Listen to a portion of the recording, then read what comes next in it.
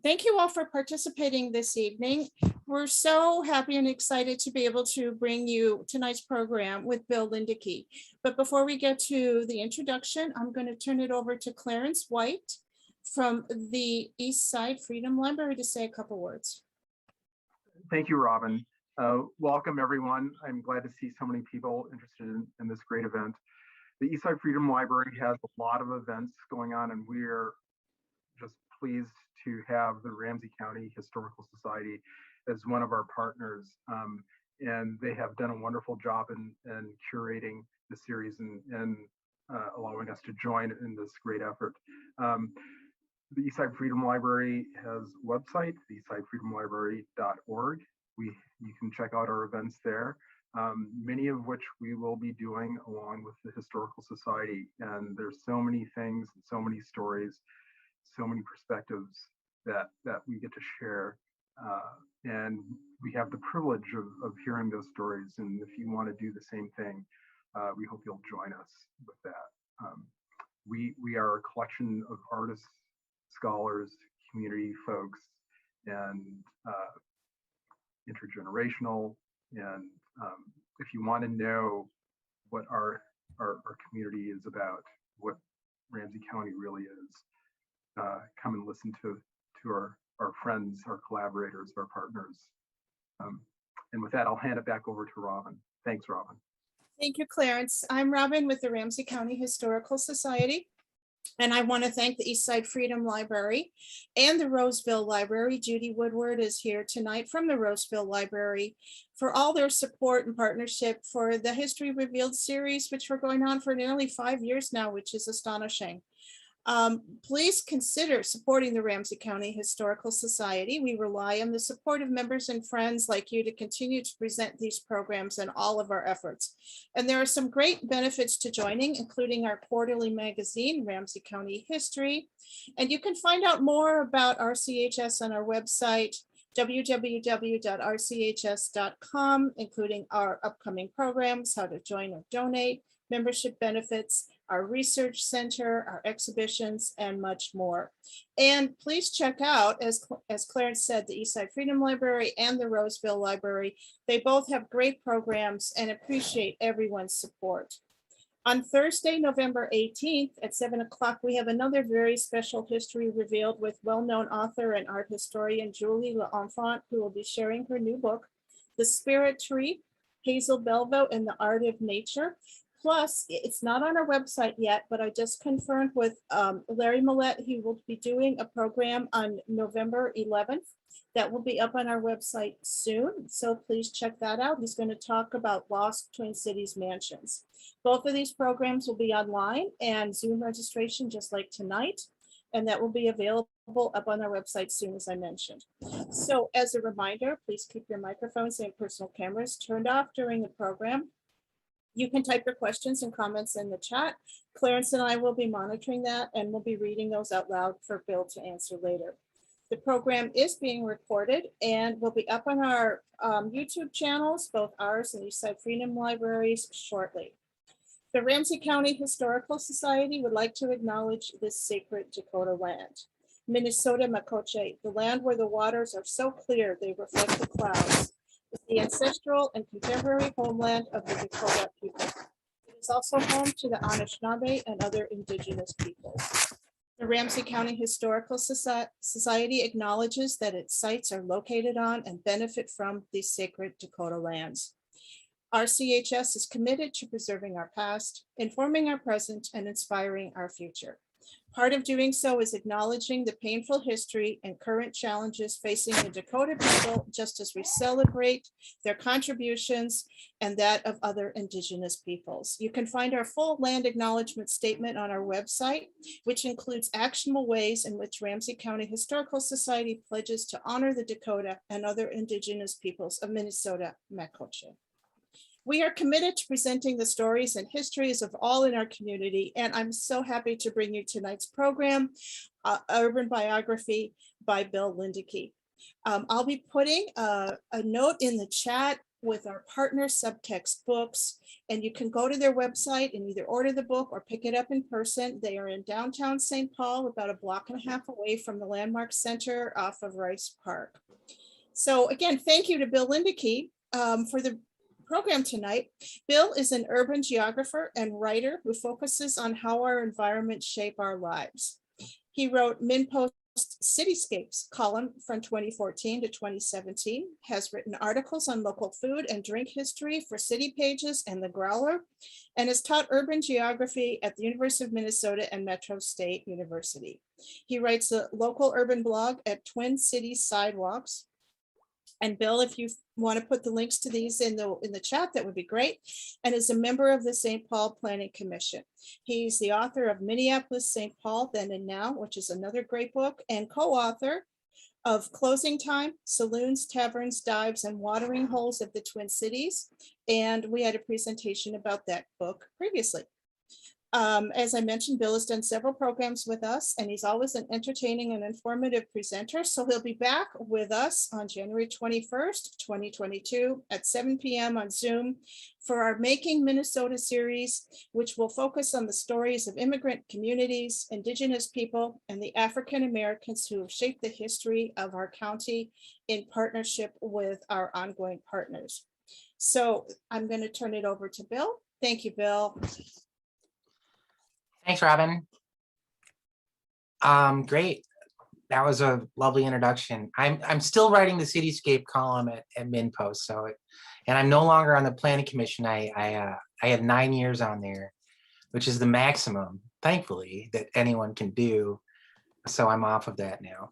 I'll share my screen though. So I've got a little presentation here about my book. Can you see that? Mm-hmm. Okay, It's great. coming out great. Thank you. Okay, super. And yeah, well, I'll just dive in. There's a lot to cover. I don't even know if I'll get through all of this. I'll do my best. But I just wanted to thank Ramsey County Historical Society and Roseville Library and the Eastside Freedom Library for having me. This is, I think, my third time with Ramsey County Historical Society talking about books, so it's pretty cool to have you know, the other times the first time was in person anyway, and that was a lot of fun, but this is really cool too. So yeah, I'll just talk a little bit about my book. It's part of the Historical Society has an Urban Biography series they've started, which I think is really cool. The idea that the editors pitched to me was that these books are supposed to be sort of short, like you pick it up when you move to St. Paul or when you're visiting St. Paul and want to learn more about St. Paul. And it's like a just easy read, short overview of the city history. And the previous versions of this book were, there's one about Duluth, and then there's one about Minneapolis that Tom Weber wrote. And then this is the third in the series. So that's the basic idea of it, is that it's meant to be just a general overview of St. Paul history. And there really aren't a lot of great ones. So I don't know, I read all the books about St. Paul. Part of the challenge of this was that I worked on this throughout 2020, and I had intended originally to spend a lot of time at this Historical Society, Minnesota Historical Society Library. That was my plan for the summer of 2020. It didn't work out because the pandemic came and the libraries were closed, all of them. So I was sort of forced to rely on the graces of my editor, who dropped off a giant cardboard box full of books about St. Paul that she had. Anne Regan is her name. She's the senior editor at the Historical Society Press. And so I read all those during the pandemic. And thankfully, a few of the libraries, the Eastside Freedom Library and Peter Ratcliffe, let me in. So I was able to go through their archive and read a couple books that I couldn't find anywhere else during the pandemic. And, you know, we're talking about May, June 2020 here. So it was a different vibe back then, and people were very nervous about all that. So today, anyway, that's what I did during the pandemic, was research this book and write this book. And it was really excited The other thing I was able to access online was the Ramsey County Historical Society magazine, which is wonderful. And all of you should join the Historical Society if you're not already and get the magazine. And there's also like decades of archives of amazing research that you can also see and read about. So I drew on the people that are hosting this event today to write the book pretty heavily. Anyway, today, hopefully, we're already behind schedule. I'll have to talk fast. We're going to go through these 4 chapters, the first 4 chapters of the book, naming, dispossession, boomtown, and overshadowed, and maybe get into the wheeling and dealing. And Robin mentioned that I'll be doing another talk later where we can get into some of the other stuff. Part of the problem of writing a St. Paul biography is that you are immediately defined by this term St. Paul as like what you're writing about. So that is a problem because Dakota people who lived here for thousands of years did not call it St. Paul. Years ago, I went on a trip to Winnipeg, Manitoba, and I was checking into a hotel downtown, and the concierge said, I asked him, so where do you go? What's fun to do in Winnipeg? And he said, go down to the river. There's thousands of years of history at the river down by the forks, they call it. And I was like, wow, thousands of years of history. That's a very interesting way to frame the story of your city.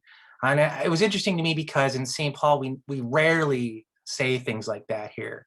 We talk about white settler European history, but we almost never talk about Dakota history as part of the story of St. Paul. And it makes sense in some ways because of the history of the Dakota settler colonial conflict and violence that happened here. But the oldest thing, when I was trying to figure out how to write this book, I started with the oldest thing in St. Paul, which is the Indian burial mounds up on Mounds Park Bluff.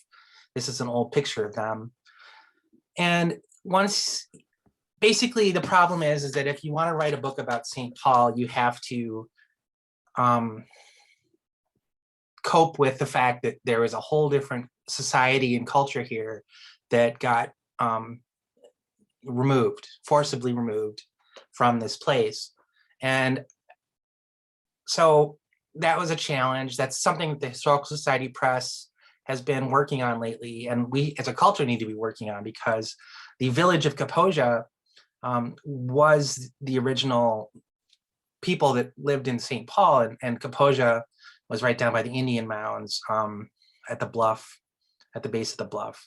So anyway, having to deal with this was a difficult way to frame the story because St. Paul is sort of antithetical to the idea of thousands of years of Dakota history. And I think that that's reflected in the way that we narrate ourselves as a society here in Minnesota, the state seal, which I find just a bit, I think it needs to be changed. But this is the story of Minnesota, which is to remove Native American people and replace them with white people. And that's what St. Paul really is. So that's how I start the book, by talking a little bit about this. But the way I really started it, and it's an idea that I got from Peter Ratcliffe at the Eastside Freedom Library, was to talk about the St. Paul City Hall murals. So I don't know if any of you have been to St. Paul City Council chambers, or if you prefer Ramsey County Commission chambers, but that's the murals that are on both sides, or used to be on both sides of the chambers where the meetings are held. And you can see they're very tall, they're beautiful. They're from 1932 when the city hall was built by a muralist named John Norton. And in each case, it's a giant white guy towering over like historical figures that are below his feet. And they're meant to depict different eras of history, but it literally pushes the people of color to the margins of the depiction of history. And so that's how I start the book, by talking a little bit about those images and why. So you see in this photograph, there's a couple African Americans that are in the murals. One of them is a porter, and that's actually a very accurate representation. Also, the woman that's in this train photograph here, train mural here, is the only female person in the murals. So this was just really to interrogate the way that we tell the story of St. Paul and to say, hey, maybe we should reposition things a little bit. And my book attempts to do that. It's really hard to actually tell the story while centering people that are normally at the margins. Because I don't feel like I am the person to talk about Dakota history and its relationship to white settlement.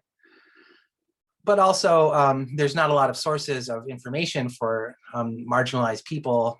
And so I did my best, and I tried to do that in the book. But anyway, I still talk about James J. Hill quite a bit. And so that's what happened. Anyway, this is sort of an image of how I start the conversation about St. Paul history and what it should mean and what it should reflect. And for those of you who don't live in St. Paul, I think there's a few that are on this chat. The murals got changed about a year or two ago after a community conversation, and they now reflect a more diverse series of stories and symbols of who lives in St. Paul and what the history of St. Paul really is. And this is another example of that too. So Mounds Park, which was the park that is up here where the thousands of year old Indian burial mounds are on the top of the bluff, that is like one of the oldest things in St. Paul. Now the sign on it says this is a cemetery, which is a symbolic shift that I think is important to do. But anyway, the history of St. Paul sort of begins with white people arriving and starting to document Dakota people and think about colonizing this part of the Mississippi River. And one of the first people to do that was a guy named Jonathan Carver, who arrives, what year? I didn't write it down.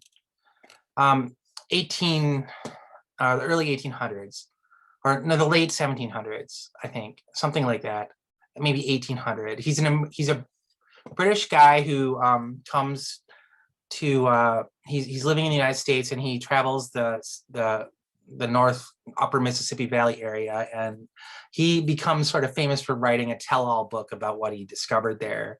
And this is important because it has the first description of what would become St. Paul, the Dakota people that lived here, especially this cave that's located at the base of the Indian Mounds bluff. So like down by the river underneath this bluff is a cave that he then names after himself, Carver's Cave, but the Dakota name for it is Wakan Tipi, and he describes what it looks like. And he writes in his journal that gets published, 20 feet from the entrance begins a lake, the water of which is transparent and extends to an unsearchable distance, for the darkness of the cave prevents all attempts to acquire a knowledge of it.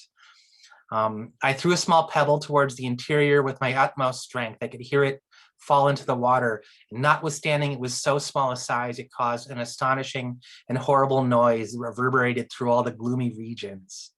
Anyway, Jonathan Carver, like most Europeans that were traveling through Minnesota, really dramatized the sort of difference between Dakota people and native indigenous people and European people. And this is an example of that. But he does at the end say, he describes the Dakota people here, a little distance from this dreary cavern is the burying place of several bands of Indians, though these people have no fixed residence, living in tents and abiding but a few months on one spot. They always bring the bones of their dead to this place, describing the mounds on top of the bluff in St. Paul. And then he says also that the country around them is extremely beautiful, composed of many gentle ascents, which in the summer are covered with the finest verdure and interspersed with little groves that give a pleasing variety to the prospect. So that is the original description of white people of what would become Carver's Cave, but what actually is called Wakan Tipi, or in Dakota, it means a dwelling place of the spirit. In this case, I think it's a water spirit or just any spirit. And the cave becomes sort of a tourist attraction in early St. Paul history. This is what it used to look like. It had a big pool inside and had a big roof, and this was a sacred place for the Dakota people, and it still is. And I guess I don't have time to talk about that photograph, but I did go to Wakan Tipi on a journalism expedition one time, probably 15 years ago, and that's what it looks like today. The cave was obliterated by the railroads. But I think any story of St. Paul should start with framing it as Dakota land and the sacred ancestral home of Dakota people. And that's still true today. And so it's hard to erase that. But it's also hard to reconcile that history with like telling the story of St. Paul, which even the name St. Paul is already framing the issue as a sort of settled Christian manifest destiny type place. But how does St. Paul acquire the name? So that's the first chapter that I dive into, is like telling the story of St. Paul becoming St. Paul. And that all happens through Fort Snelling. So Pike arrives in what would be the confluence of the Minnesota and Mississippi rivers, and sort of signs a treaty with Dakota leaders and agrees to build a fort there.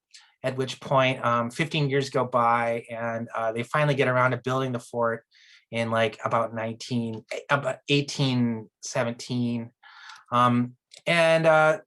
This is sort of made complicated by the fact that at the same time up in Canada on the Canadian border, there's a colony that was set up in 1811. The King of England, so or the Queen, I don't know, whoever's in charge in England, grants this large swath of land to this Lord Selkirk, who's this Scottish aristocrat, who then really wants to settle and start a colony there in the middle of the Canadian prairie, which at the time is the end of the earth for European British people. But somehow Selkirk manages to convince enough pilgrims to go and start a colony up on the Canadian-US border in this area. And it doesn't really go very well. Like the first 5 or 10 years, there is bison overhunting, so they kind of run out of food. There's prairie fires, so they can't grow anything. There's floods. There's outbreaks of disease. There's fur trade rivalry. So like the fur traders that are already in this part of Canada don't really like these settlers coming in and trying to farm. And they have their conflicts. And so a lot of the people that originally came to join the Selkirk colony start to leave. And the only place they can go at this point in the 1820s is the fort down at the confluence of the Mississippi and Minnesota rivers. And so some of the Canadians start coming down to what would become St. Paul. They end up living around the edges of Fort Snelling, and sort of just making their best. And it's great because at that point, by 1823, there's already river boats going up and down the Mississippi River, bringing supplies from places like St. Louis or Dubuque, Iowa, or whatever. So they're connected to trade and society in a way that they weren't when they were up in what would become Winnipeg, Manitoba. By the way, throughout the first many decades of St. Paul history, there's this constant trade back and forth between that Red River colony, the Selkirk settlement, and St. Paul. St. Paul is the sort of depot by which a lot of goods get shipped up to that Canadian settlement. And this is actually a very lucrative business for St. Paul businessmen. This is a dog sled, so they did that in the winter. In the summer, they used ox carts. So the Métis people, who are sort of mixed race folks who are living near the Selkirk settlement, end up becoming the main traders that go back and forth on this Red River Trail. And there's multiple different trails throughout the years, but it's quite an exciting ordeal when the ox cart train comes through for these early years in St. Paul, because I'm getting ahead of myself a little bit, but there'd be hundreds of these ox carts in a row, and they're full of goods, and all of the Métis traders are dressed in sort of really interesting outfits and speaking languages that most of the St. Paulites at this time don't understand. And they camp outside the city and they trade their goods for a few days, and then they turn around and go back north 450 miles to the Canadian border. So that's all whole big thing. I'm sort of getting a little bit ahead of myself because I haven't described how St. Paul comes to be yet, but it does revolve around these Canadian settlers that are living on the outskirts of Fort Snelling. And so the way that St. Paul is born is that these settlers are sort of kicked out one of the reasons for this happening is that the major who's in charge of Fort Snelling at this time is named Taliaferro, and he is just like most of the wealthy folks who are living in, or powerful folks who are coming out to the Minnesota territory to, to settle it. They're really interested in making money off land speculation. So when the 1837 treaty is signed with some of the Dakota people that would give, or I should say, where the land that was east of the Mississippi is now open for settlement by Europeans. When that treaty is signed, Taliaferro and some other people who are in charge of the fort get really excited about getting the best land claims. And so they sort of concoct this elaborate scheme with the federal government to try to expand the territory of the Fort Snelling, in order to be able to get claims on some of the best property. And this involves kicking out the Canadian refugees who had come down to live around St. Paul.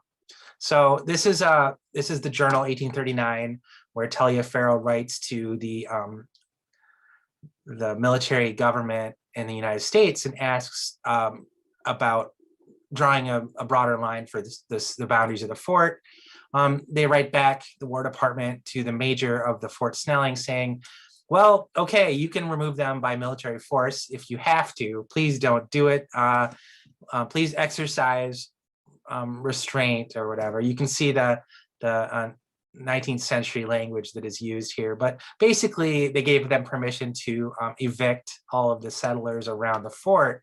And then they drew this really broad line that extended not just around the fort boundaries, but also across the river. So you can see on this map, there's a little dot in the middle that says Rumtown. And that's near where Highland Park or Crosby Hidden Falls Park is located today. But that was one of the first places that some of the Canadian refugees settled when they were kind of moving away from Fort Snelling. And so these refugees that had come down to live by the fort end up moving a few different times.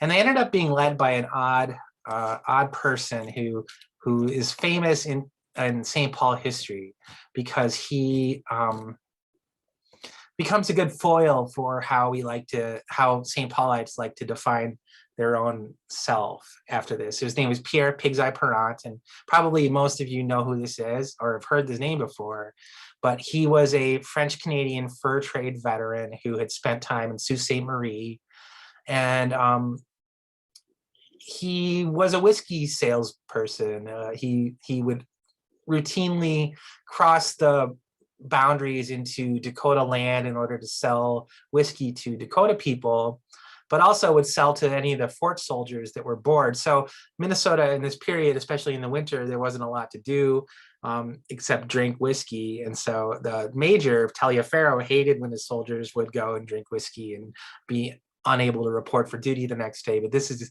exactly what happened. And Pierre Pigseye Parent was one of these whiskey traders that was on Taliaferro's naughty list.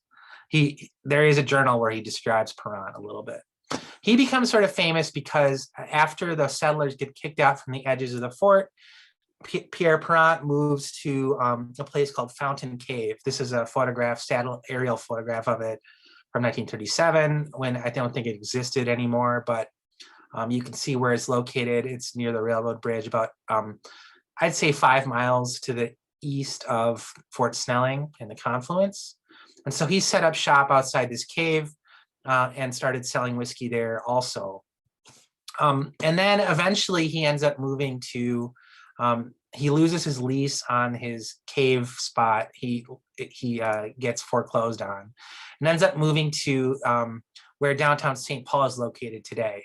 So where the lower landing was located. This was where a creek came in at the valley, sort of right near the base of those mounds, Indian Mound Cemetery Bluff. And that's where Parent set up his shop. And he, by all accounts, was the first European settler to live in what is now downtown St. Paul. And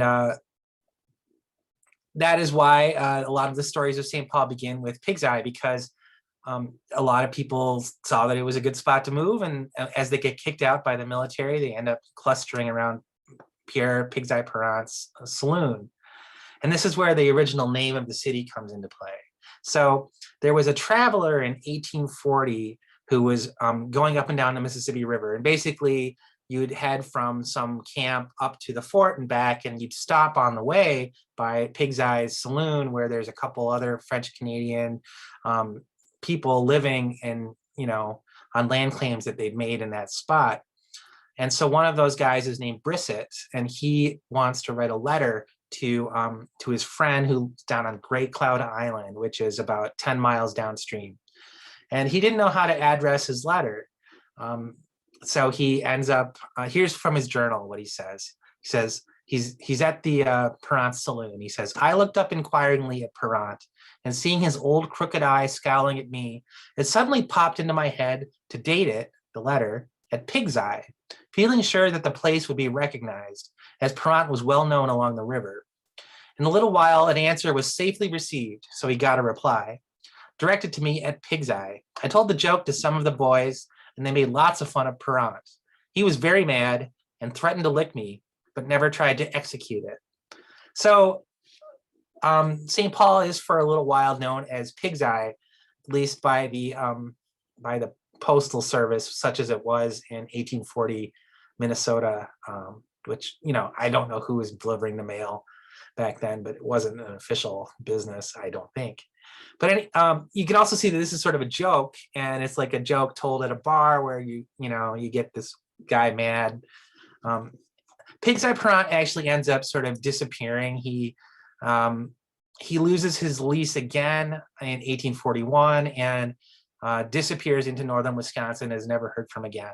So he doesn't really have a huge, he didn't do very much. He sold whiskey, he moved cabins to pretty cool spots, and that's about it. And then he disappears and dies. I think he was sort of a miserable, he wasn't successful, he didn't get rich or anything, but his name lives on and becomes sort of an icon in St. Paul history. And indeed, there was a beer named after him not too many decades ago. And people often refer to Pig's Eye as like the before picture of what civilization was like before, Catholicism arrived. This is Pig's Eye beer.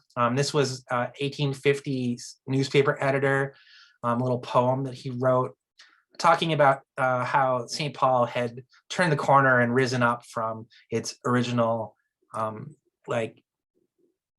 name and origin as being Pig's Eye. So the city is really born off of that.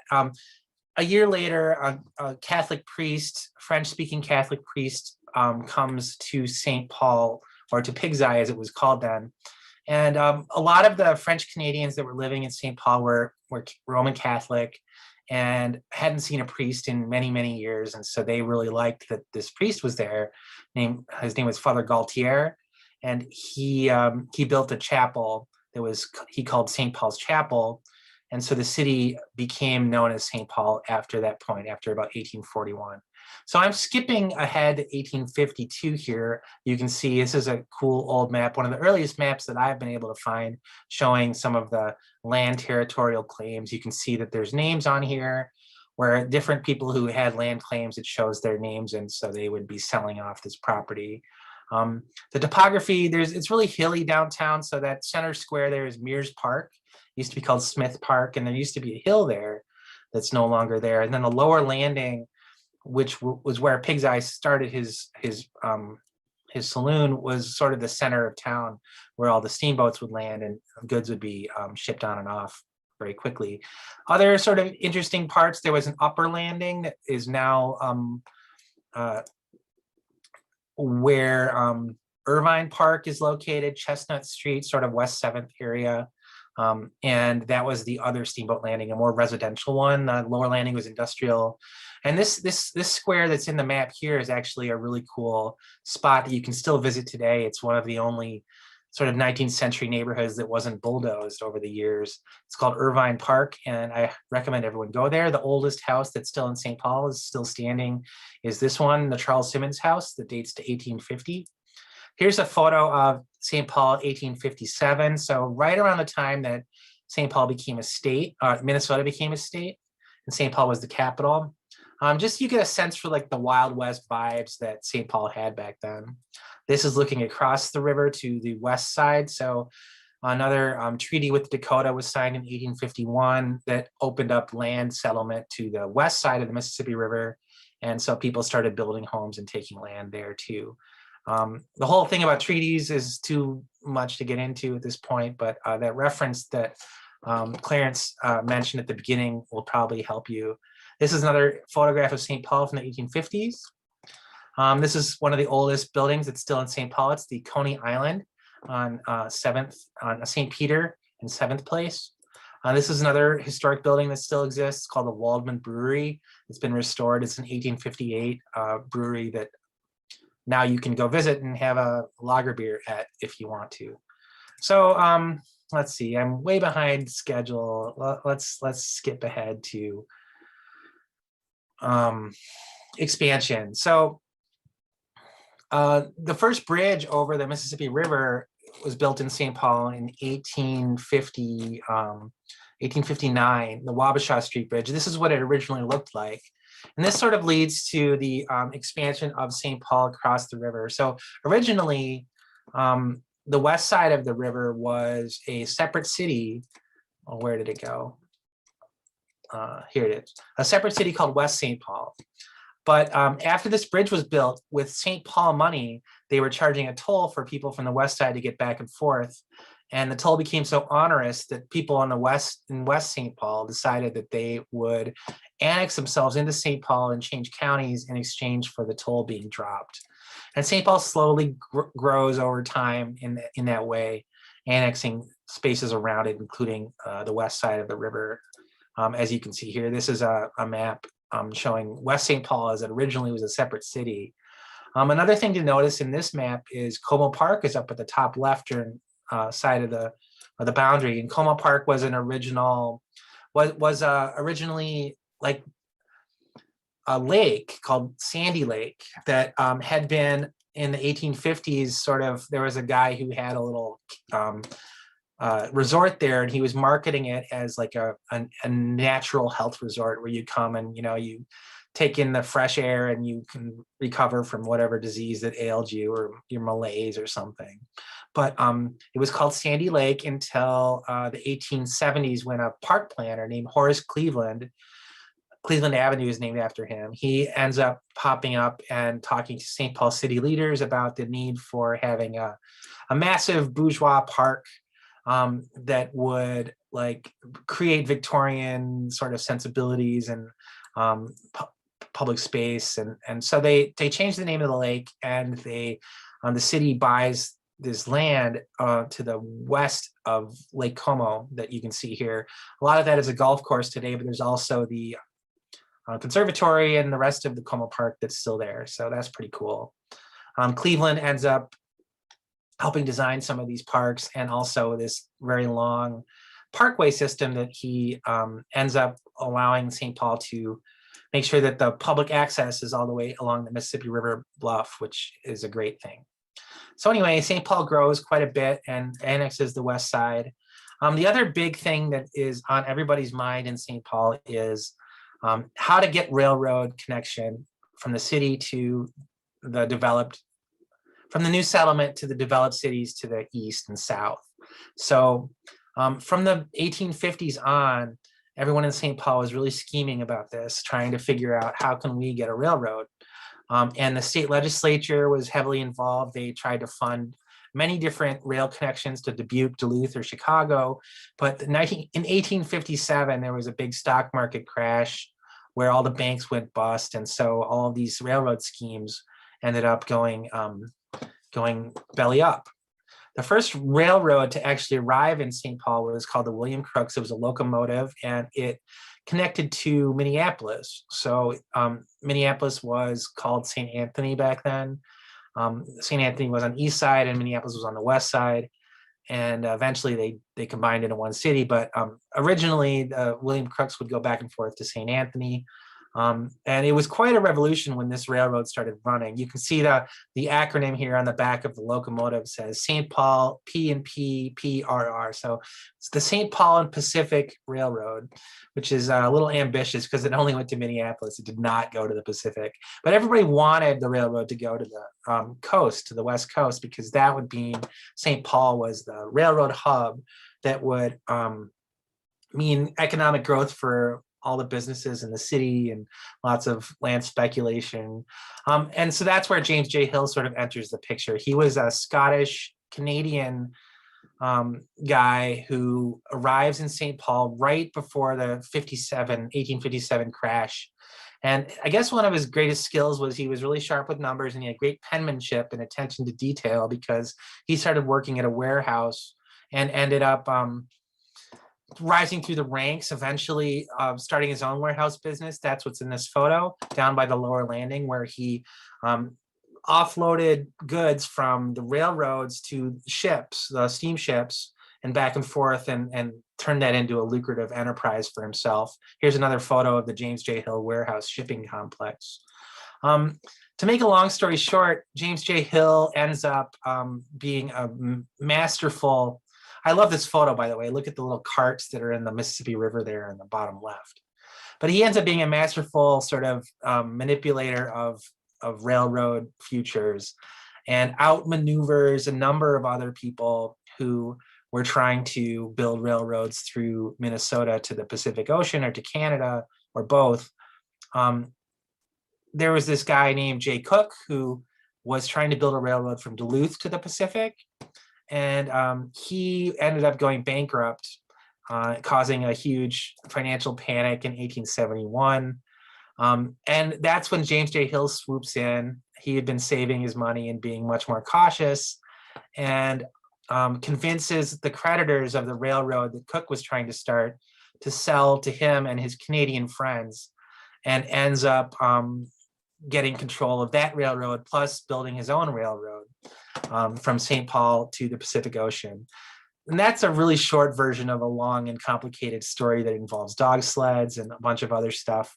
But the point is that by the time you get to the 1873 financial panic, I meant to say, by the time you get to the 1880s, James J. Hill has built two railroads, one railroad to the Pacific, the Northern Pacific Railroad. And this is a celebration that took place in downtown. This is they would erect these temporary like archway pagoda things. You can see it says St. Paul greets Japan on that one. So it's got an Orientalist theme. And once these railroads start getting completed to the Pacific coast, St. Paul really booms. So this is what Lower Town looks like. And all those buildings in the background there are date to this boom period in the 1880s when the railroads connected. A couple things about this photo, like just look at all those trains that are there and all the smoke and soot. But then also those warehouses in the background were, I guess at this point they were a couple decades old, but when they were built, they were state of the art, and St. Paul was really on the rise, and a lot of industry and commerce were coming through the city at this point. This is, by the way, what it looks like today. A lot of that Lower Town neighborhood is still there. Is one of the first historic preservation areas in the city of St. Paul. But a lot of the railroads have been removed, thankfully, because it looks kind of smoky in exchange for some parkland and a freeway. James J. Hill, once he sort of achieves his triumph, builds a massive house that you can go visit. It's owned by the Historical Society up on Summit Avenue. And St. Paul is really on the rise. So this is the St. Paul Daily Globe, 1886, showing 1853 St. Paul and then 1886 St. Paul. And what they thought would happen next would be this. St. Paul in 1919 would obviously be the next Chicago, a huge megalopolis in the middle of the Mississippi River. Well, it didn't work out that way, really. One other story that's famous in St. Paul is that in the 1880s, we always had this sort of chip on our shoulder about like feeling insecure about our place in the world, our place in America. And so we took slights very, very closely, like thin-skinned folks. There's this newspaper correspondent who comes through St. Paul in 1885 and writes a column about what he thought of the city that he had visited. And he writes that it was, quote, another Siberia unfit for human habitation. He wasn't even there in the winter. He was there in the fall. So I don't know. This guy must have been a real Lily or something. I don't know. But he,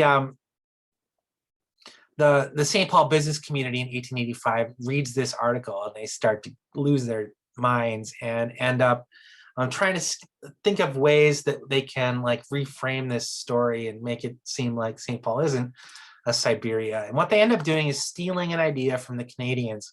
I've noticed that there's a lot of Canadians in this story of St. Paul here. I don't think we talk enough about our Canadian heritage here.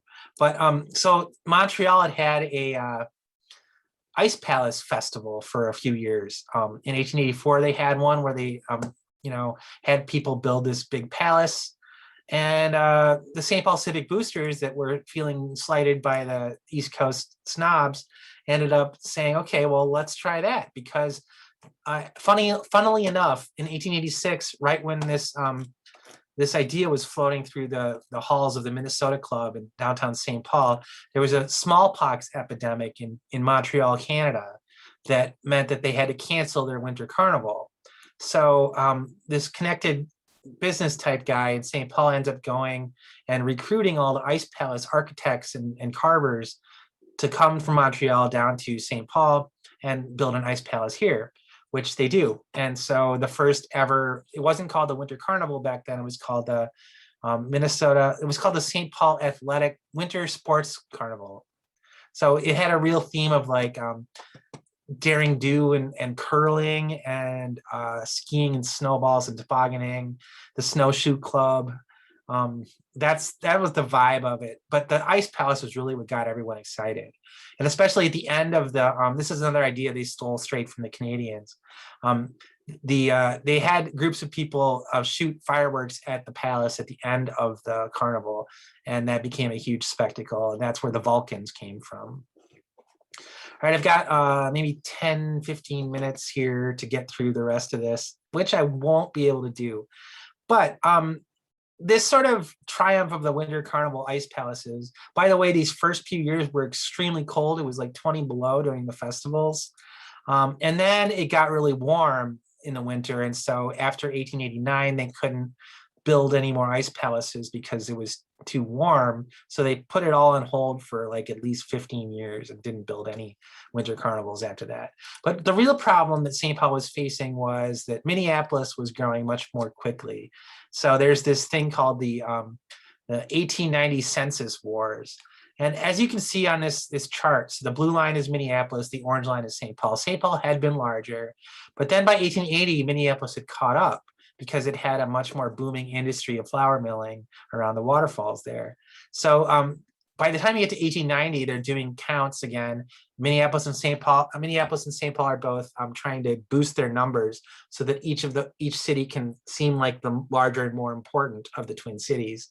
And so city leaders in both places like hire corrupt census takers, and they end up counting like people in the cemeteries living in the city, or putting down addresses like at the big Union Depot train station, thousands of people. They just made them up the numbers, and it ends up going to sort of a scandalous recount. The federal government steps in and says, okay, we're not going to take your numbers, we're going to send in our own auditors and recount this. And so this is newspaper ads, cartoons from the Minneapolis paper about how St. Paul was the real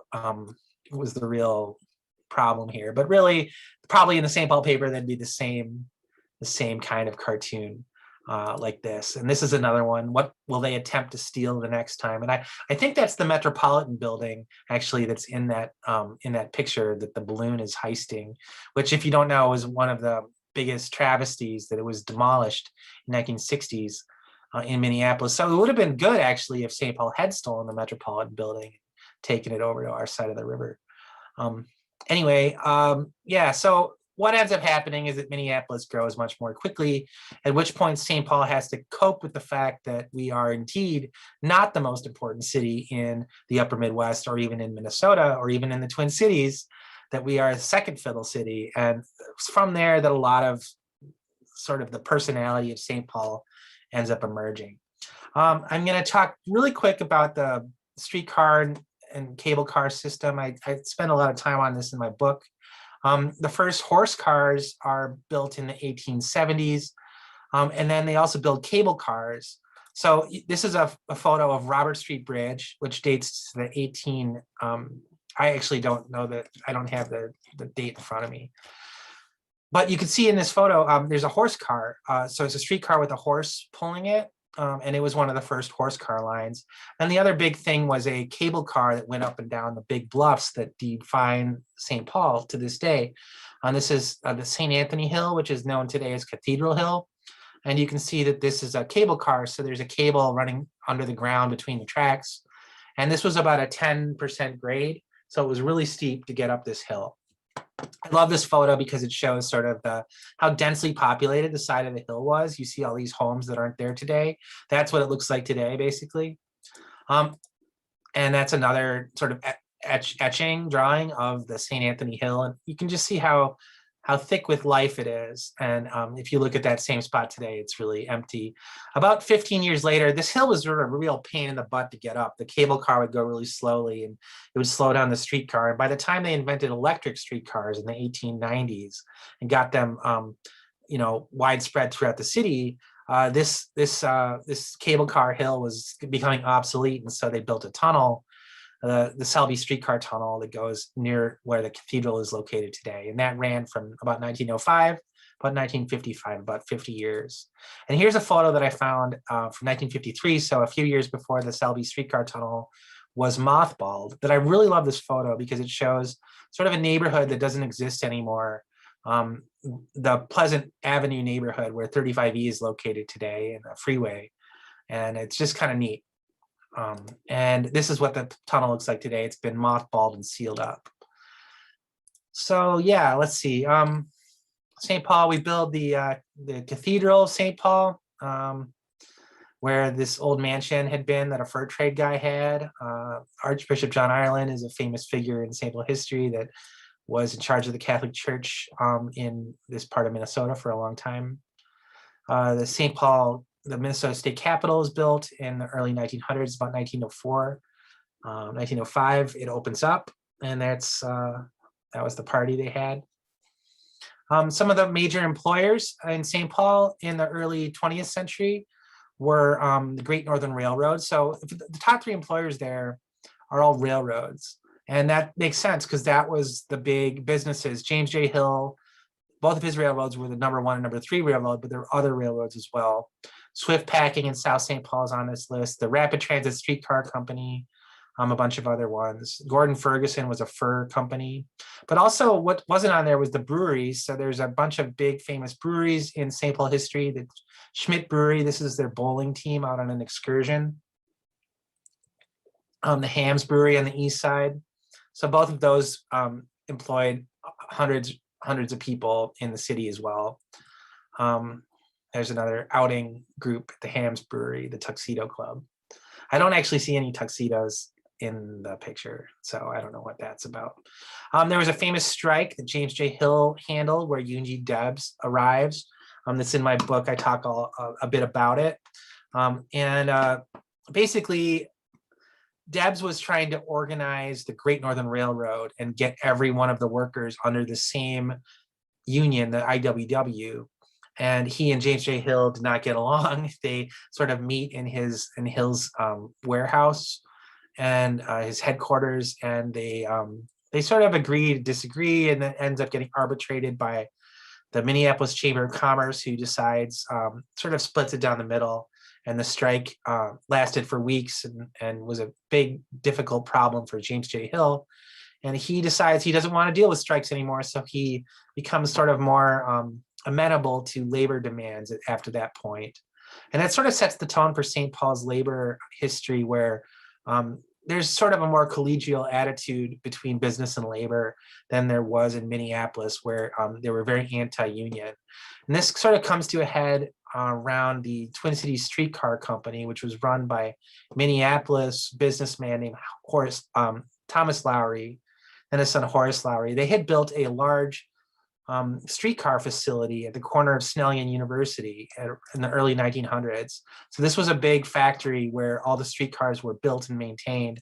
It employed hundreds of workers, but they were not a union shop. And most places in St. Paul were union shops. So this really pissed off a lot of the labor leaders in St. Paul. And this comes to a head in 1917 when there's a big strike. So they were trying to organize the streetcar shop, and the streetcar operators and riders end up having this big ordeal, violence, people are beat up. There's campaigns to support the streetcar operators or not support the streetcar union. And it ends up becoming sort of violent where there's a riot downtown St. Paul in October. The streetcar workers end up smashing a bunch of the streetcars that are owned by Horace Lowry, the owner of the Rapid Transit Company. Funnily enough, they didn't smash anything else. The rioters were very careful about just destroying the property of the Rapid Transit Company and not any of the other property owners in downtown St. Paul, which is maybe one reason why the police chief at the time, a man named John O'Connor, didn't really intervene. He was on the side of the unions during this strike. And he's like, well, I guess these Minneapolis businessmen get what they deserve. And so they kind of let this demonstration just happen on its own. And this coincides with World War I. So this is where I'll leave this story, because I think 1917 is sort of a pivotal year where things shift quite a bit in Minnesota and in America around a bunch of key issues. But unfortunately for the strikers who were trying to unionize the streetcar company, this happened during World War I, when a special committee had been given almost dictatorial power over Minnesota policing and also censorship. It was called the Commission on Public Safety. And there were some well-known businessmen and the governor on this commission. And they, because we'd entered World War I, the idea was that, well, we need to tamp down on any dissent and all be in it together. So, you know, this is a common thing that happens during wartime. And the Commission on Public Safety sort of used their power to crack down on the strikers that are trying to organize the streetcar company. And they even deputize people from Fort Snelling to come into St. Paul and quell the riot and the people that are demonstrating against the streetcar bosses. Okay, let's see, it's 8 o'clock, and I promised that would be about where I would stop it. Thank you, Bill. That was a lot of history to cover. So we so appreciate your overview. And again, check out Subtext Books to get Bill's book, which is really fantastic. There's a couple comments. Let me just go back. First of all, there was a comment that in 1766 to 67, Carver explored parts of present-day Wisconsin, Minnesota, and Iowa. So that's that date. Thank you, Violet, for that. And then Barbara mentioned that the architect and park designer Cleveland also designed Oakland Cemetery. There was a question from Judy about St. Anthony Park. The oldest houses in that neighborhood are from the 1870s, possibly. Do you know if St. Anthony Park was a suburb, or when did it become part of St. Paul? Oh, you're muted, Bill. That's such a great question. The longer version of my little blab here, I talk about the early railroad suburbs. That I skipped over it for purposes here. But yeah, St. Anthony Park and Miriam Park and Union Park were all separate suburban cities that grew up around stops on the railroads that were built in the 1870s and 1880s between St. Paul and Minneapolis, when they were surrounded by, like, I don't know, prairie. So yeah, they're very cool historic spots. Sort of the interesting thing about them too is that both of those originally bourgeois suburbs end up like getting surrounded by industrial land, because they are also right next to these railroad lines that become like places where you put factories. And so there's, even to this day, this, I think, really fascinating mix of, Victorian residential neighborhoods with curving parks and roads. And then right next door, there'll be a factory with a smokestack. And that's how it was for a long time. And so, yeah, St. Anthony Park is a really amazing historic part of the city, but what year it got annexed, I'm not exactly sure. I think it would probably be in the 1880s. Clarence mentioned, oh no, before we get there, Barbara would like to see your map of the expanding city limits again from the 19th century. Sure. It's not my favorite map. I haven't found a really good one, but there you go. The Ramsey County Highway Department put this together.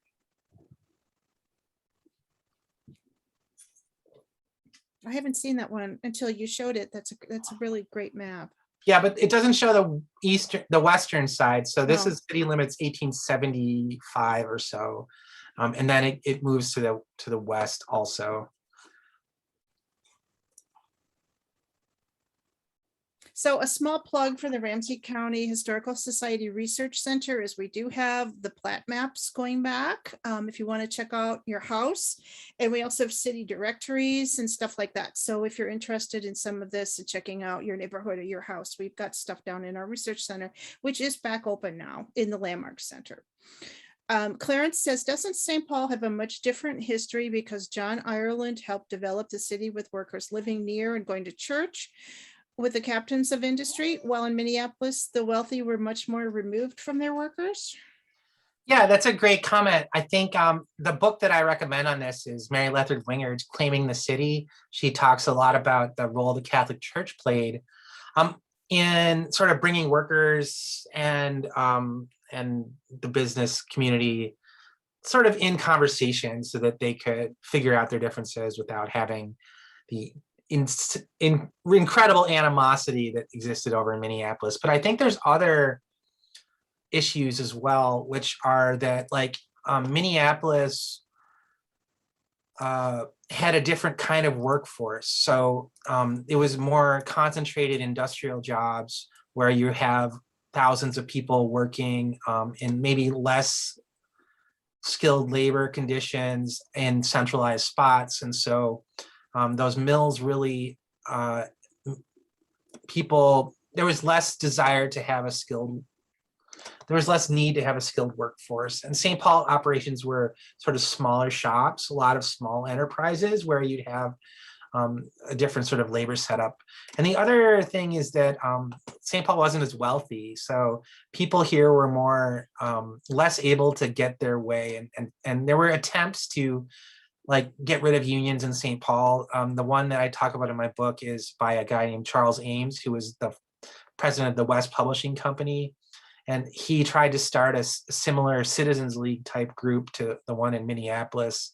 And it didn't work. The labor organizers were too strong. And also there just wasn't enough of a business community with enough resources to push that agenda very well. In Minneapolis, they had a much more tightly knit and powerful sort of linkage between the police, the business booster class, people who own the mills, the streetcar operators.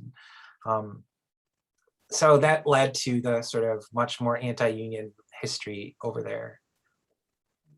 There was a question about the dog sled picture. Yeah, the dog sled picture Deborah wanted to know is the house on the hill with the cupola, the Burbank Livingston Griggs house. Yeah, good question. I'll have to find its early photo, I think. There it is.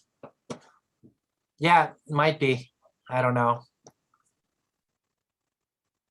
I wonder where this is actually. 7th and Walnut. Huh. So we're not sure which direction that's It must be looking up the Summit Hill area. Yeah. Yeah, I don't know. That's a really early photograph. Probably there aren't any homes left from that period that are in the photograph. Just so that everybody knows, Clarence put the link in for Mary Lethard Wingard's book in the chat, so you can take a look at that. And then Joe had a question, what determined the present boundaries between St. Paul and Minneapolis?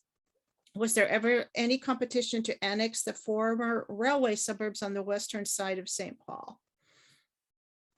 Yeah, good question. I don't know. Like, I don't know. So I'd have to read my St. Anthony book. There's a Dave Lanegren wrote a good history of St. Anthony Park, because that's sort of the northwest spot right there. And I would have to look back at that book.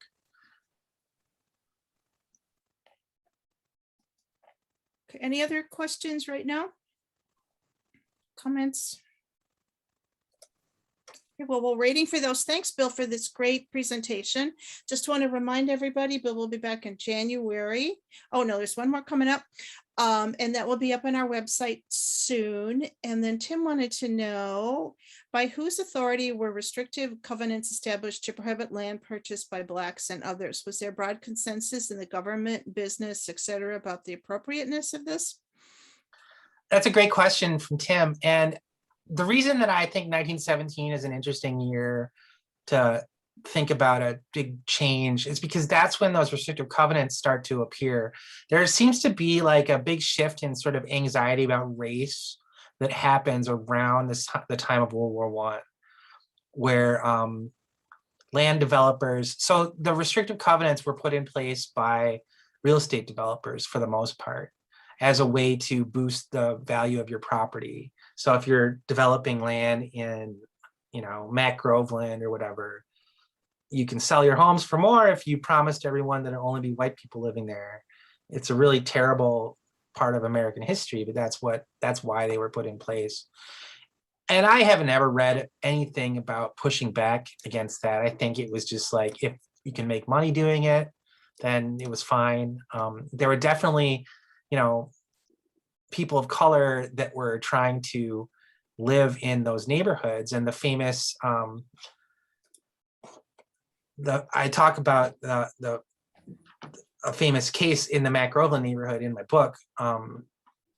Nellie Francis moved into the Mac Groveland area, and I forget what year that was, but it was probably in the 1920s or something.